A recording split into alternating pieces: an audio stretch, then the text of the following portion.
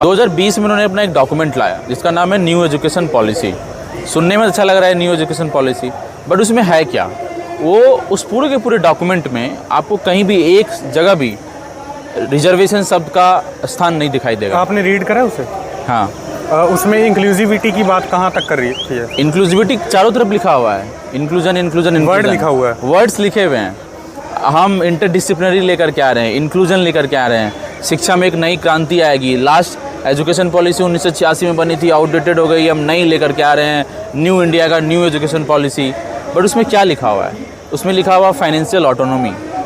Financial autonomy क्या है? अब यूनिवर्सिटी के जो वाइस चांसलर यहाँ चुन करके आए हैं, वाइस चांसलर तो इस यूनिवर्सिटी के लिए काम करेंगे, तो विद्यार्थियों के पास ये अधिकार होना चाहिए, यहाँ के टीचर्स के पास अधिकार होना चाहिए, यहाँ के कर्मचारी के पास अधिकार होना चाहिए कि हमारा वाइस चांसलर कौन होगा, क्योंकि ये स्टूडेंट है जो इस यूनिवर्सिटी को बेहतर तरीके से जानते हैं।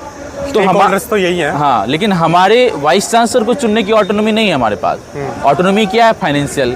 तो यूनिवर्सिटी को ग्रांट मिलता है, सरकारें देती है, यूजीसी देती है सेंट्रल यूनिवर्सिटीज़ को। अब ग्रांट को ख़त्म करके इन्होंने एक नया मॉडल बनाया जिसका नाम है HEFA model, higher educational funding agency, जिसमें अलग अलग कॉर्पोरेट, अडानी, अंबानी, तमाम पूंजीपति लोग अपना पैसा डालते हैं। अगर यूनिवर्सिटी को अपने अंदर कोई डेवलपमेंट करना है, कोई नई बिल्डिंग बनानी है, तो यूनिवर्सिटी को ग्रांट नहीं मिलेगा सरकार से, तो वो तो उनके हाथों में पहुंच जाएगी। वो बल्कि उनको हिफा से लोन लेना होगा। और लोन का एक ही मतलब होता है कि यदि हम आपसे 10 रुपये लेंगे तो ऑब्वियस सी बात है कि हमको आपको इंटरेस्ट के साथ चुकाना पड़ेगा। तो यूनिवर्सिटी यदि हिफा से लोन लेगी तो उसको भी इंटरेस्ट के साथ चुकाना होगा।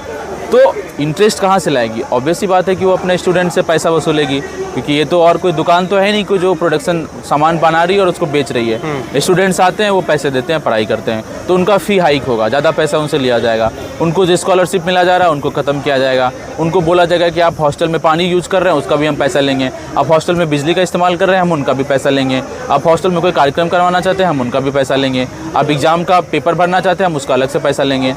तो फाइनेंशियल ऑटोनॉमी